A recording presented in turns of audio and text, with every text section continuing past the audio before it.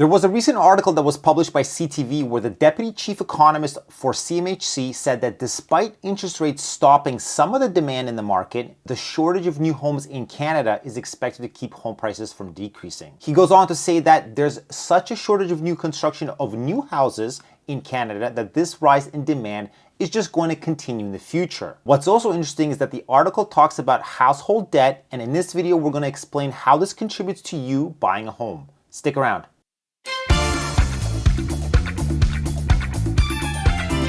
Welcome back and thanks for tuning in. My name is Andrei with the Medow Group and we service Ottawa and surrounding areas, all things real estate. If you're new to the channel, please consider subscribing and hitting that bell notification for upcoming content.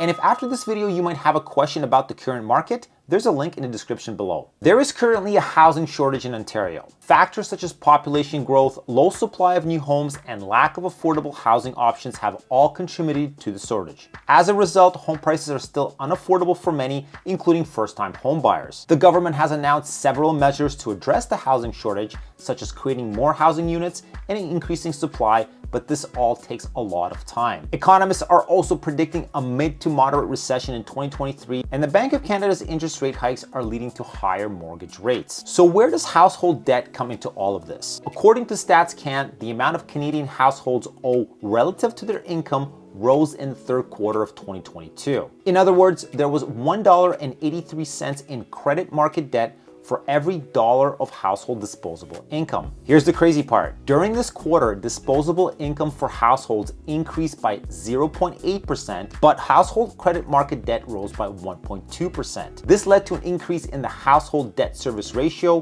which measures the proportion of household disposable income going towards payments for credit market debt. So this high level of debt makes households more vulnerable to financial shocks such as job loss or interest rate increases. Will household debt affect my ability to get a mortgage? Firstly, lenders look at debt to income ratio to determine your ability to repay a loan. If your DTI is high, this can indicate that you may have difficulty making mortgage payments. Household debt can also negatively impact a borrower's credit score, making it more difficult to qualify for a mortgage. This can also directly impact your down payment, which is needed for a mortgage. Also, lenders might charge higher interest rates to borrowers with high levels of household debt, as they are considered to be a higher risk. And lastly, lenders may be more cautious in approving a mortgage to borrowers with high levels of household debt, as they are considered to be a high risk of defaulting on the loan. How much debt does Canada have as of today? The total amount of household credit market debt, which includes consumer credit, mortgage, and non-mortgage loans, is almost at $2.8 trillion.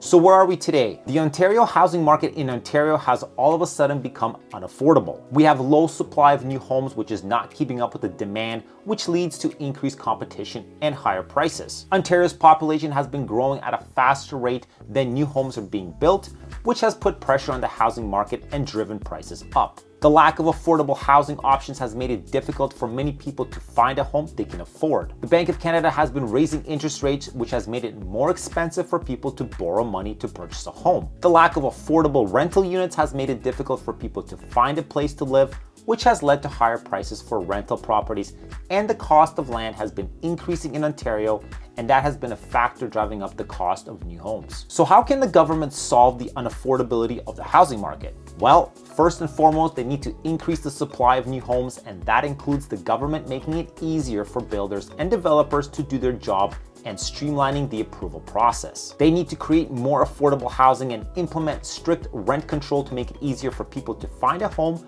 they can afford. Increasing the minimum wage can help people afford housing by giving them more disposable income, and the government can provide financial assistance to low and middle income families to help them afford housing. The government can also review and adjust land use policies to increase the supply of land for housing developments and reduce the cost of land. And lastly, they can work with financial institutions to increase the availability of credit to those that want to buy a home. I know we've heard this before, and right now it sounds like a broken promise, but these solutions take time to take effect and will require the cooperation of different levels of government, including private sector and the public. I've mentioned before some of the specific plans that the government plans on starting soon, and I think 2023 will be the make it or break it year for real estate. Let's hope that they can come up with something quick, as time is running out. Thanks for watching. Catch you in the next one.